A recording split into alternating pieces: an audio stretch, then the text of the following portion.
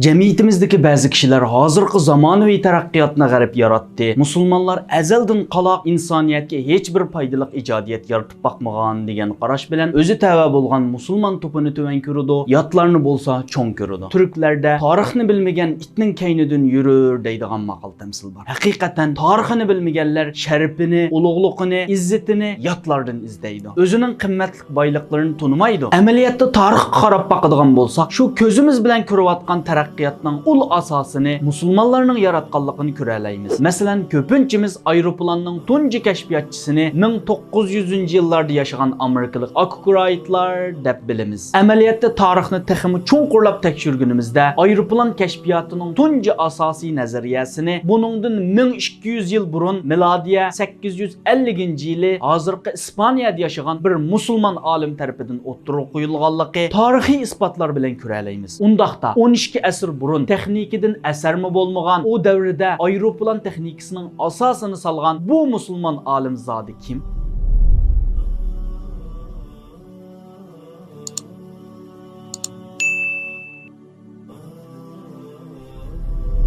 İnsanlar yaratılishidan tartib bir narsalarga qiziqadigan bo'lib, ba'zilari yer yuziga, ba'zilari suvga, yana ba'zilari osmonga qiziqib qolgan. Osmonga qiziqib qolganlarning biri bo'lsa, musulmon olim Abbas ibn Firnas edi. U uchishdan iborat insonlarning tarixiy tushini amaliyotga aylantirgan. Uning aeroplan yasashdagi boshlang'ich tajribasi uningdan keyingi olimlarga uchishning bir tush emasligini isbotlashda bayroqlar o'rin tutgan. Abbas ibn Firnas Andalusning, ya'ni hozirgi Ispaniyaning Qurtuba shahrida 810-yili tug'ilgan bo'lib, oilasi Umaviylar xalifaligining qo'lida musulmon bo'lgan. U dastlabida Tarkota qariyxonasida Qur'oni Karimni yodlagan va shariatdan dastlabki savod bilimlarini egallagan. Ondan keyin ilm elish uchun cho'ng Qurtuba masjidiga kirib, she'r, adabiyot, til, grammatika, balog'at qatorliq har xil fanlarda o'qishga boshlagan. Shundaqla shu davrdagi madihiya, hajviy she'r, g'azal bilan birga nazariy xarakterdagi she'rlarni yozadigan oldingi qatordagi shoirlarning biri bo'lib yetishgan. Keyin o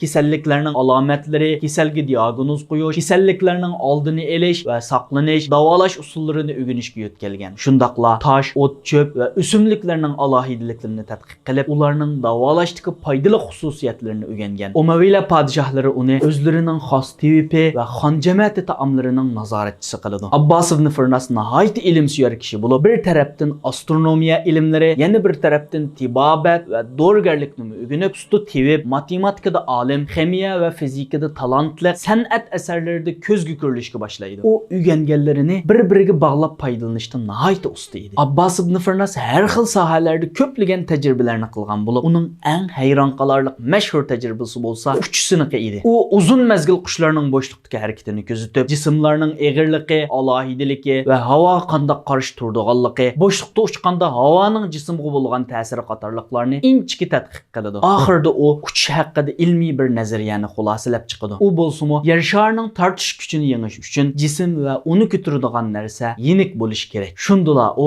o'zini egizdan atgan vaqtda havo uni ko'tara oladi. U uchish nazariyalarini puxta bekitib bo'lgandan keyin uchishni sinab ko'rmoqchi bo'lib, oq yipakdan yasalgan pay kiyim kiydi. Qushlarning qanoti shaklida o'ziga yipak va paylardan ikki qanot yasaydi. Bu ikki qanotini bo'shliqda harakatlantirganda yipak va paylardan yasalgan kiyim qatorliqlar uni havoda ko'tara oladi. U tayyorlikni puxta bitirgandan keyin xalq olam oldida o'zining bo'shliqda uchmoqchi ekanligini, uchishning Qurtubadagi eng egiz yerdan bo'ladiganligini jakarlaydi. Kishilar Qurtuba bo'shliqida parvoz qiladigan odamni ko'rish uchun maydonlarga to'kiladi. Abbas ibn Firnas o'zining qanotlari bilan Qurtuba yoqasidagi Rosafa shahrining eng egiz yeriga chiqadi. Ondan ikki qanotini harakatlantirib bo'shliqqa, ya'ni pastga sakraydi. U 10 minutdan ko'proq samoda parvoz qiladi. Kishilar uningga hayronlik bilan qarashidi. U qo'nishni o'ylaganida qanotining burilish va qo'nishni taynadigan quyruqining roliga sal qarag'anligini bayqaydi. Shu sababdan qo'nish jarayonida bilyarlanadi. Lekin uning bu uchish siniqi muvaffaqiyatli bo'ladi. Sizningcha Abbas ibn Firnas bu sinoqni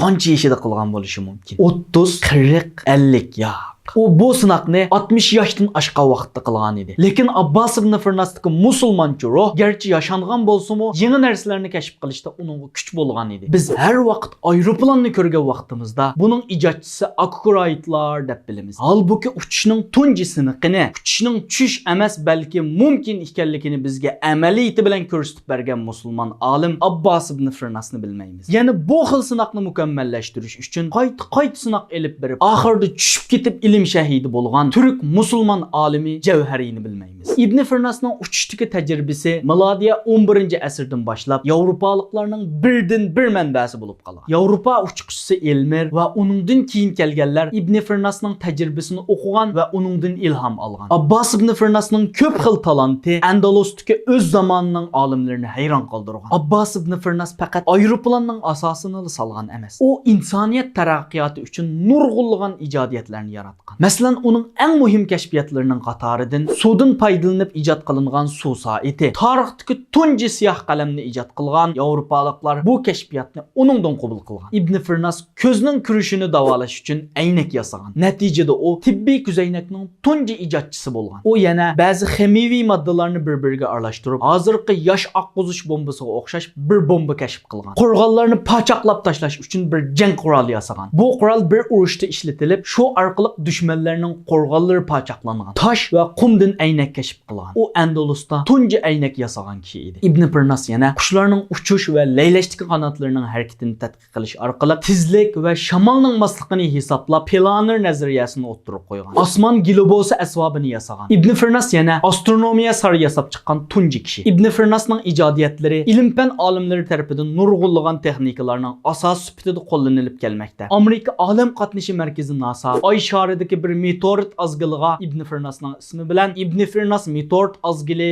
deb atagan. Iroqning Bag'dod xalqaro aerodromi yo'liga uning bir haykali tiklangan bo'lib, Bag'dodning shimolidagi yana bir aerodrom Ibn Firnas aerodromi deb uning nomi bilan atilib kelmoqda. Islomning buyuk kashfiyotchisi Abbas ibn Firnasga Alloh taolo rahmat va oliy jannati bo'lgan Firdavsni ato qilsin va uning izbosarlarini bizlardan chiqarib bersin.